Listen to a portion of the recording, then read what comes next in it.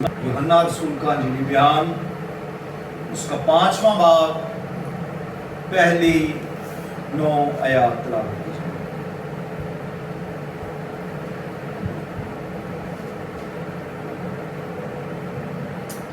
पहली आयत से कुरान के जिंदा कलाम में यूं मरहूम है, इन बातों के बाद यहूदियों की एक ईद हुई और यस्सु यरूशलेम को गया।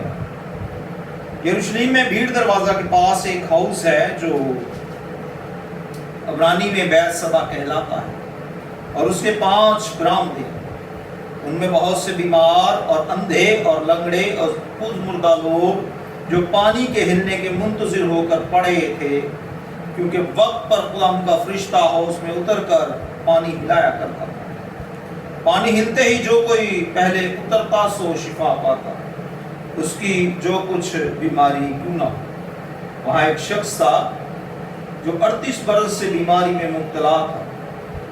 उसको यीशु ने पड़ा देखा और ये जान कर कि वो बड़ी मुद्दत से इस हालत में, उससे कहा, क्या तू तंदुरुस्त होना चाहता है? उस बीमार ने जवाब दिया है, खुदावंद मेरे पास कोई आदमी नहीं कि जब पानी हिलाया जाए तो मुझे हाउस में उतार, बल्कि मेरे पहुंचते पहुंचते दूसरा मुझसे पहले उतर पड़ता। यीशु ने उससे कहा, उठ और अपनी चारपाई उठाकर चल। फिर वो शख्स फौरन तंदुरुस्त हो गया और अपनी चारपाई उठाकर चलने फिरने लगा। खुदाम के जिंदा पाक कलाम के पढ़े और सुने जाने पर खुदाम की बरकत हो। खुदाम के जिंदा कलाम में से जो तलावत आज की शाम की गई है, मुकद्दस यूहन्ना रसूल का अंजीली बयान उसका 5वां बाब पहली 9 आयत। हम जानते हैं कि यूहन्ना रसूल ये वो रसूल था जिसे यीशु मसीह प्यार करता, और रसूलों में सबसे छोटी उम्र का रसूल, और जो ये यीशु से मोहब्बत करता है तो यीशु भी इससे मोहब्बत करता है। खुदा बाप भी इससे मोहब्बत करता है, खुदा रूह भी इससे मोहब्बत करता है। खुदा रूह ने इससे 5 किताबें तस्नीफ करवाई, 3 खतूत, एक मकाशफा की किताब और फिर एक मुकद्दस यूहन्ना रसूल का अंजीली बयान उसने रूहुल कुद्स की मदद और रहनुमाई में लिखा। अगर आप इन 5 किताबों को, 3 खतूत, मुकाशफा की किताब और यूहन्ना के अंजीली बयान को देखें तो इसमें जिस चीज पर जोर दिया गया है वो है पाक तस्दीस, खुदा बाप, बेटे और रूह कुद्स के हवाले से, और फिर उसके बाद कि खुदा मोहब्बत, फिर वो बयान करता है कि यीशु मसीह खुदा का बर्रा है जो कि दुनिया के गुनाह उठा ले जाता है। ये खुदा की मोहब्बत का बयान। निकोदेमस, इससे पहले हम देखते हैं कि जो शरा का आलम था वो छुप के रात को यीशु से मिलने आया। वो बयान करता है, वो अपने अंजीली बयान में लिखता है कि किस तरह से नए सिरे से पैदा होकर वो नई जिंदगी में दाखिल। अपनी अंजील में वो एक और मजमून को, यानी कि नई जिंदगी में किस तरह एक इंसान दाखिल हो सकता है, बयान। जब वो नई जिंदगी की बात करता है तो पुरानी जिंदगी को भी जरूर है कि वो बयान करे। इसी बयान को जहां वो निकोदेमस के साथ बयान करता है तो फिर 5वें बाब में आकर हम देखते हैं कि वो बयान करता है कि 38 बरस से बीमार एक शख्स हाउस किनारे पड़ा। 38 बरस से बीमार एक शख्स कहां पड़ा हुआ है? हाउस के किनारे। ये बड़ा दिलचस्प और हमारी जिंदगी के करीब तरीन मौजज़ा नजर आता है, क्योंकि इस शख्स के साथ और मेरी और आपकी जिंदगी के साथ जो वाकयात आजकल पेश आते हैं सेम। मिसाल के तौर पर 38 बरस से बीमार है, जब यीशु इसके साथ जाकर गुफ्तगू करता है उसे पता चलता है कि 38 बरस से बीमार एक शख्स है। तो 6ठी आयत में लिखा है, उसको यीशु ने पड़ा देखा और ये जान करके वो बड़ी मुद्दत से इस हालत में है, उससे कहा, क्या आप तो तंदुरुस्त होना चाहता है? اب سوال کیا ہے کہ کیا تو تندرست؟ تو اس کا سادہ جواب کیا ہونا چاہیے تھا؟ جی میں تندرست ہوں.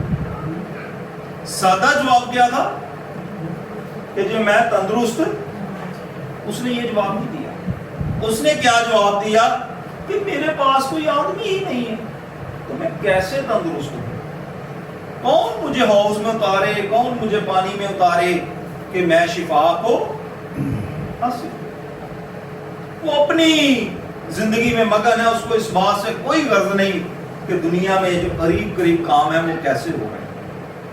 ہوا کچھ یوں ہوگا جیسے آج کل ہماری زندگیوں میں ہوتا ہے کہ جب یہ بیمار ہوا ہوگا بہت سارے عزیز رشتہ دار اس کے پاس آتے ہوں گے, دوست احباب آتے ہوں گے, اس کی بیماری کا پوچھتے ہوں گے.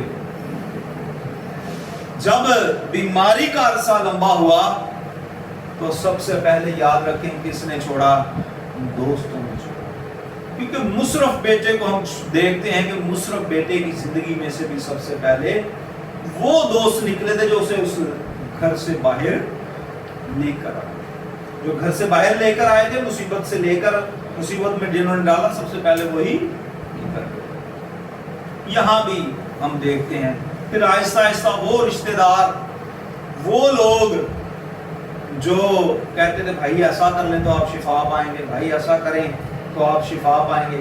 12 برس کی عورت کے معجزے میں ہم دیکھ چکے ہیں. مالک ہے کہ اس نے بہت سارا پیسہ طبیبوں پر, حکیموں پر خرچ کر دیا. یہ کام اس نے بھی کیا ہوگا, اس کی زندگی میں بھی ایسا ہی ہوا ہوگا کہ ٹھیک ہے بہت سارا پیسہ ہے اس نے خرچ کیا ہوگا. اب جب دوستوں نے, گھر والوں نے کہا بھائی یہ تو بیمار ہی رہنا ہے, انہیں تو ٹھیک اسی اپنا کام کرنا پڑا. ہم اس کو وقت, یہی وجہ ہے کہ وہ ہاؤس کنارے اکیلا بے یار و مددگار پڑا ہوا تھا. جب وہ پڑا ہوا تھا تو اسے اس بات سے کوئی غرض نہیں کہ یہاں کون آیا ہے, اس کے ساتھ کون محو گفتگو. وہ تو اپنی دنیا میں تھا. اگر آپ اس بات کو دیکھیں کہ وہ بالکل, یہ بات حقیقت ہے کہ وہ یسوع کو نہیں جانتا. آپ 5ویں باب کی میرے ساتھ ذرا 12ویں آیت دیکھیں. انہوں نے اس سے پوچھا کہ وہ کون شخص ہے جس نے تجھ سے کہا 4 پائی اٹھا چل کر, لیکن جو شفا پا گیا تھا وہ جانتا نہ. لیکن جو شفا پا گیا تھا وہ جانتے ہیں, تم پتہ ہی نہیں. یاد کریں اندھے برتمائی کو, اس نے سن رکھا تھا. اس نے اپنی زندگی کو, بھیک مانگنے والا جو کپڑا تھا نا, سب سے پہلے اس نے اس کو پھینکا تھا. اس نے کہا یسوع یہاں سے گزرے گا تو میں نے شفا کو, اب میں نے اس کپڑے پہ نہیں بیٹھنا. پرانی زندگی کو اس نے سب سے پہلے پھینکا تھا, اور اس نے دنیا کا کسی چیز کا جو ہے نا وہ گریب نہیں کیا, بلکہ اس نے زور سے چلاتا رہا کہ اے ابن داؤد مجھ پر رحم کر, مجھ پر رحم کر, مجھ پر رحم کر. لیکن یہ جانتا ہی نہ تھا. یہ یسوع کا فضل ہے, خدا کا فضل ہے کہ وہ اپنے لوگوں کے پاس آتا ہے. جب وہ پھنس جاتے ہیں, بیمار پڑ جاتے ہیں, لاچار ہو جاتے ہیں, اس کا مرض تو لاعلاج ہو چکا ہے. یہی کام آج کل ہوتا ہے. جب مرض لگتا ہے لوگ لیبارٹریز میں جاتے ہیں, ڈاکٹرز کے پاس جاتے ہیں.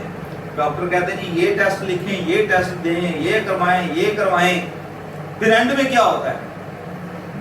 جو بندہ ڈاکٹر کے پاس ہر تیسرے دن جا رہا تھا وہ ہفتے پہ چلا جاتا ہے, پھر 15 دن پہ, پھر مہینے میں. تو ڈاکٹر کیا کہتا ہے؟ دیکھتا ہے کہ اب یہ نہیں آنے کے بعد پھر اس کے کہتا ہے ہاسپٹل, سرکاری ہاسپٹل میں بھرتی ہو جاؤ. وہاں ایڈمٹ ہو جاتا ہے. ایک وقت آتا ہے کہ نہ اس کے پاس روپیہ پیسہ ہوتا ہے, نہ کوئی اس کو کوئی سنبھالنے والا ہوتا ہے.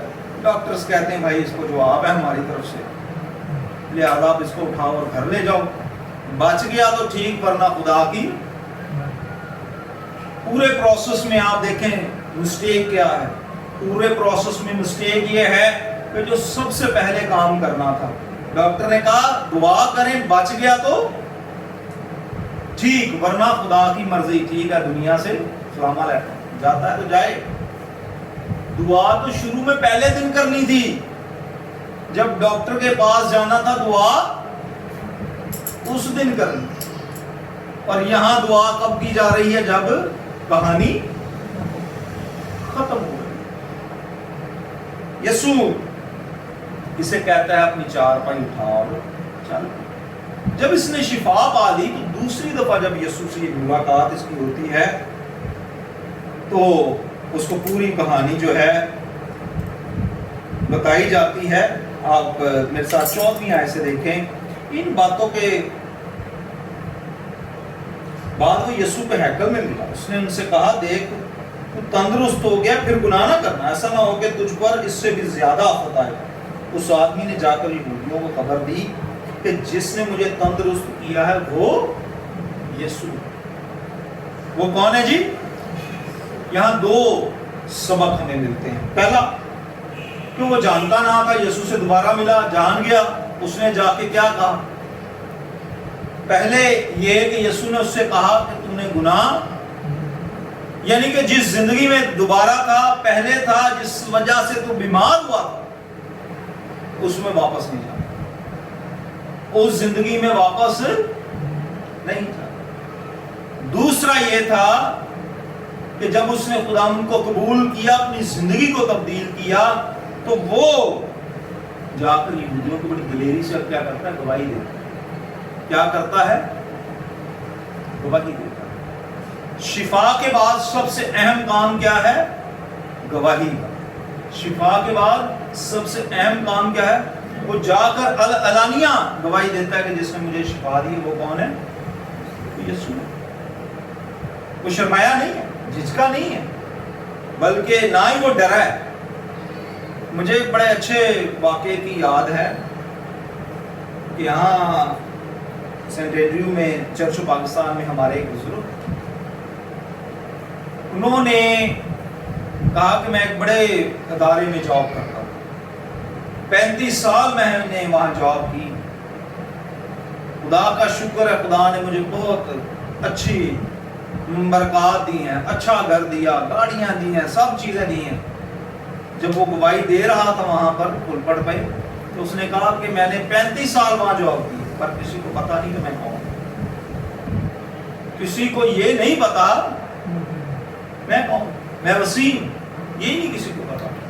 खुदा को पता है कि ये कौन है और मुझे इसको बरकत देनी है, लेकिन मैंने उसकी बरकत का शुक्रिया ही नहीं अदा, मैंने गवाही नहीं दी। ये गवाही का वक्त था, ये गवाही का वक्त था कि वो लोगों के सामने खुदावंद के नाम की गवाही देता कि ये सारी बरकत, ये सारा फजल किसकी वजह से हुआ है? मुझ पर खुदावंद की वजह से। और उसने वो मौका, ये 38 वर्ष का बीमार जो था, इसने उस मौके को कैश किया। तो उसने सबसे पहले अपनी गवाही दी। जब हम गवाही देते हैं तो फिर और बरकत को हासिल करते हैं, खुदावंद के फजल के और फजल के दावेदार हो जाते हैं। खुदावंद मुझ पर और आप पर भी फजल करना चाहता है, वो मुझे और आपको भी बहाल करना चाहता है, वो मुझे और आपको भी सरफराज करना चाहता है। वो चाहता है कि हम पड़े ना रहें, बल्कि उठ खड़े। अब ये आप पर और मुझ पर मुनहसर, वो मुझे और आपको उठाता भी है। जब उठा देता है तो वो कहता है दोबारा गुनाह ना करो। जब दोबारा गुनाह करके फिर उसी पुरानी जिंदगी में चले जाते हैं तो फिर हम नीचे गिर जाते हैं। जब नहीं करते तो वो उठाकर खड़ा कर देता है। जब उसके नाम की गवाही देते हैं तो वो और भरपूर तौर से हमें बरकत से नवाजता है। खुदावंद आप सबको बरकत दे, आप सबके साथ हो, आप सबको खुदावंद उसी फजल से नवाजे जो फजल 38 वर्ष के बीमार पर।